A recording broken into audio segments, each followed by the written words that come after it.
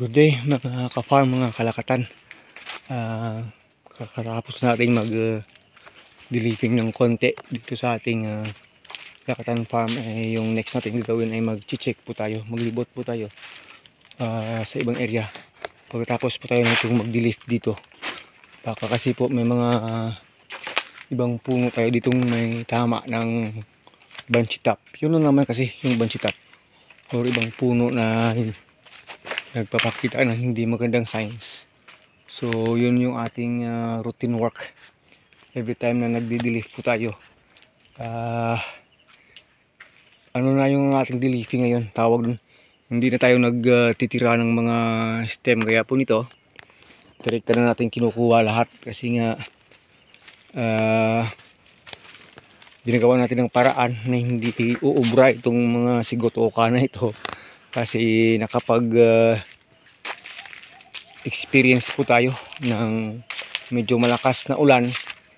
So yun yung in-expect natin, magsilabasan yan. So puspusan natin nag-dilip. Ito, kita po yung ganyan. Grabe, tama, sikatuka po yan. Pero yung ginagawa natin kasi ay dati ay kinukuha lang yung dahon. Pero sa ngayon po ay puputulin na lang natin dito talaga sa sanga. Kasi mayroon na po kasing enough na tubig silang sinisipsip. Yung ibang may tama ng konting sigutoka, konti lang naman, medyo mataas na, nakaangat na sa lupa. Huwag na muna natin kukunin. Maybe after 2 days mag-continue delivering po yan. Kita nyo naman, oh, grabe na yung mga damo. Yung dating wala kayong makikitang damo, ngayon marami na naman. Mag-i-start na naman tayo mag-cleaning yan. Ay nako, talaga walang katapusang trabaho sa farm. Pero gayon pa man mga ka-agree, masaya pa rin. Kasi nakapagtala na tayo ng first harvest natin nung nagdaang isang linggo't kalahati. Wala naman, parang wala naman may tama dito. Wala naman yata.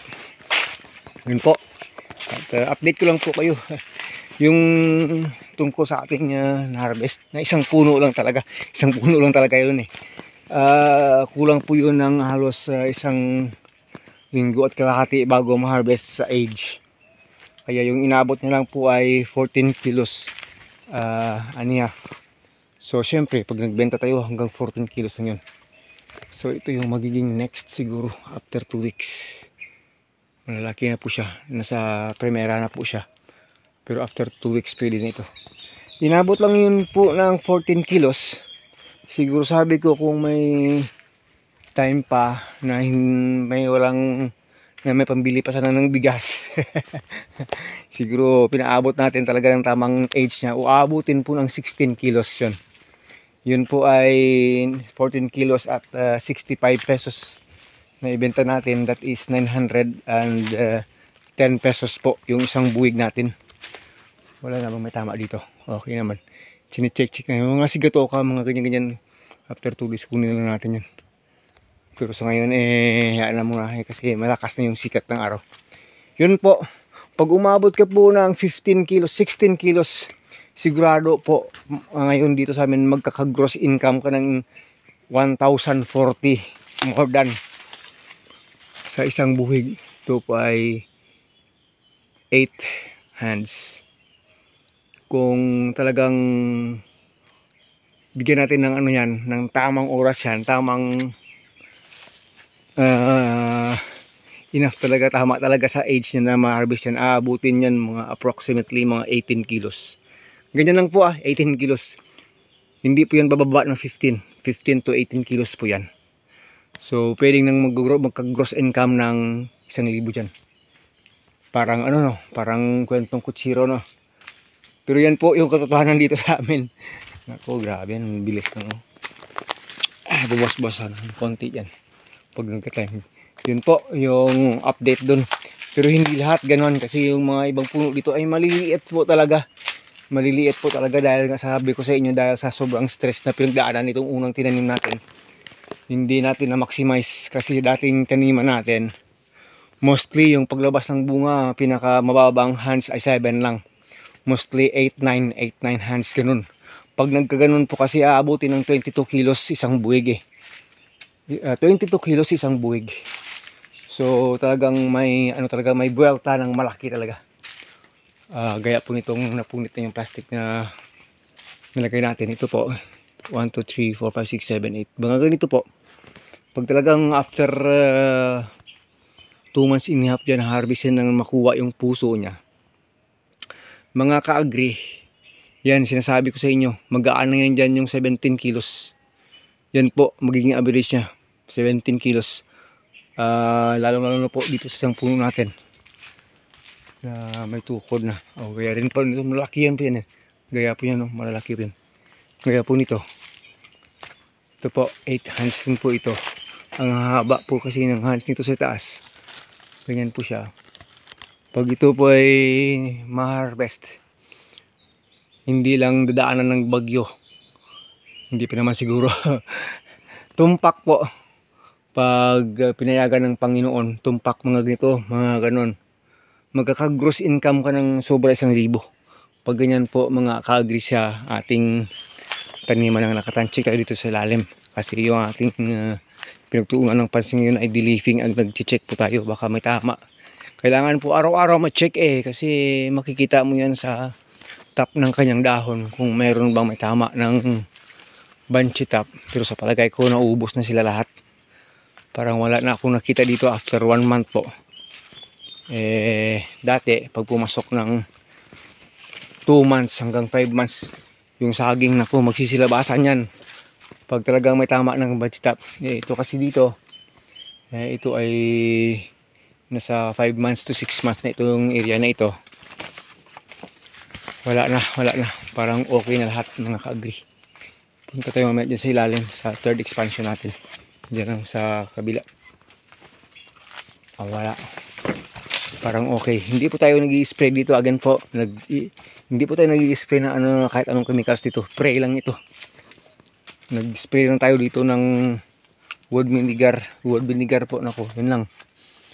Minsan lang. Makikita mo kasi sa itsura ng dahon, hindi naman kailangan ng fungicide. Kulang naman sa insekto, hindi naman kailangan ng insecticide. Kung tawag doon, kung sa pataba, parang hindi naman po siya ganun ka mahina. Makikita mo kasi, akala ko parang may tama pero walang tama. Ano yan? Natural yata yan Hindi po ito banshee top. Kasi hindi po siya banshee top. Kasi alam natin talaga banshee top Wala. Yun po mga ka-farm.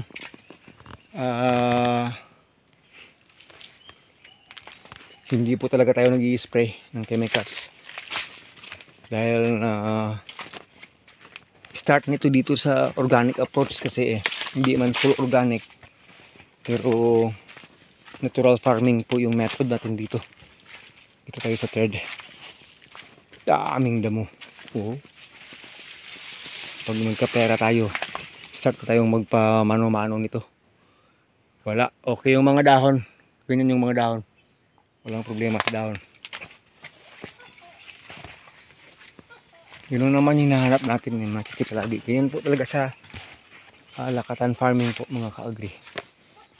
Stress Pero okay lang yan kasi ang next na lalabas dyan ay virus na.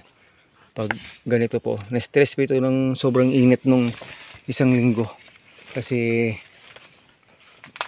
kumakailan lang kasi dumating yung malakas na ulan. Okay.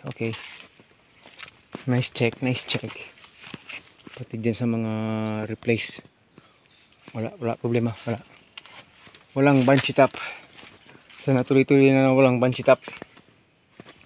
Pag mga sigatoka lang deleting lang yung katapat. Yan po. So yun, hindi ko papatagalin kasi nag-check lang tayo dito, naglibot na tayo. Kailangan talaga ma-check mga langga pag hindi ka sigurado At least man lang 3 to 4 times a week maglibot ka. Ano ba nangyari sa isang puno? Matagal pa ito magbunga nasa 6 months pa lang Matagal pa magbunga Parang may sign siya. Pero hindi pa nagbubunga, masyadong bata pa.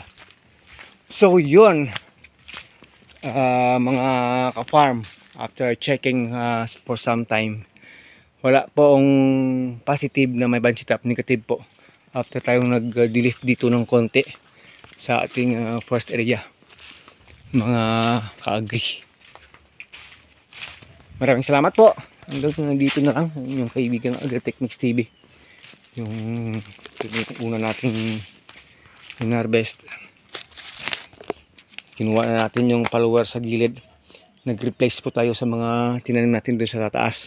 Sa mga hindi nabuhay. Kaya isang follower lang muna talaga. Papakyatin natin. Hanggang dito na lang. God bless us all. Mabuhay ka magsasakang Pilipino. This is what we do after the leafing and checking our Lakatan farm.